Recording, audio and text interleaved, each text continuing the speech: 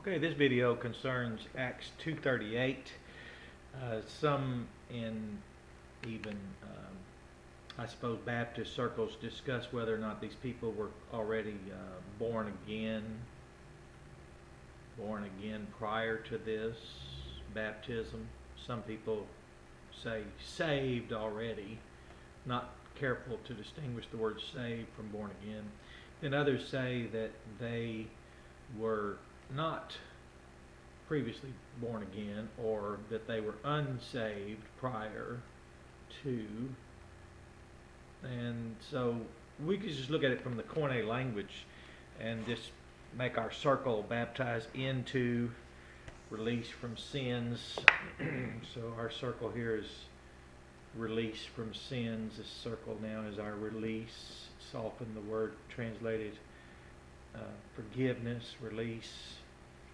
And I can't write that way, but those who hate me will read it and watch it to hate me, and those who love me will read it to learn from it, and I won't be the less for either. So release from sins, into, of course, we have this into. Of course, baptize, that's passive voice. These are all the types of clues you get from the very commonly expressed language. So in passive, we ask, what's the agency there? Well, if this person's not born again, it's an unsaved, as people use in a more of a colloquial, casual way of talking, rather than being very specific, or what we would call a precisionist, which is a difficult work to do, and often we become somewhat lazy or casual when we're among our own type, and we can get a little bit casual with the scriptures because we're running with people of our own mind and own culture, and let's say our own belief systems and own understandings of these texts. But the text still warrants attention. So let's just say they're not born again. Well, the agency of the passive voice here, which is the right message. Peter just preached a message on the day of Pentecost, which is so obvious that even people that I'm well acquainted with, even some related to, who claim to be charismatics and talk about the day of Pentecost, when I ask them what did they say on that day in tongues that seem to be so important, you'll discover that the message is so obvious that they're not themselves aware that what Peter said was quite a remarkable message. We call it the gospel. And there were people who had not ever believed in any former time and weren't born again. So until you believe that message, that agency there's no water in this text.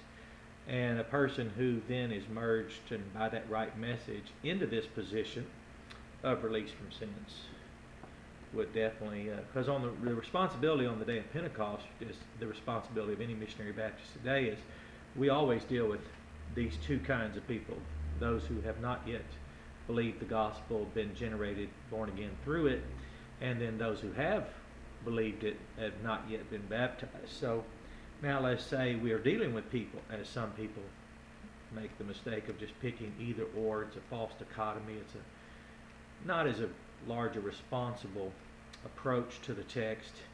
It just as though somehow that audience would just be one or the other, or one and not the other. And we know both were there. So if they hadn't heard the gospel before, that this Messiah that was famously or notoriously known for having been crucified, Peter told them that you just killed your Messiah. Now, if you first time you heard it and believed it, then you'd be born again, merged into release from sins by the agency of that gospel. If you've already heard that, but you were going along with the crowd, like a lot of them were, and they heard Jesus say, "Father, forgive them, for they don't know what they're doing," you would be struck by the fact that you are discovering for the first time that you were going along with the crowd.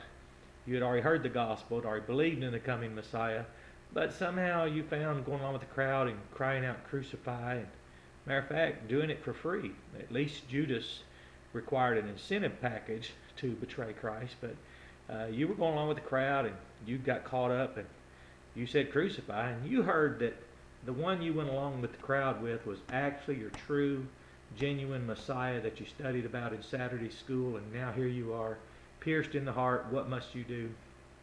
Well, here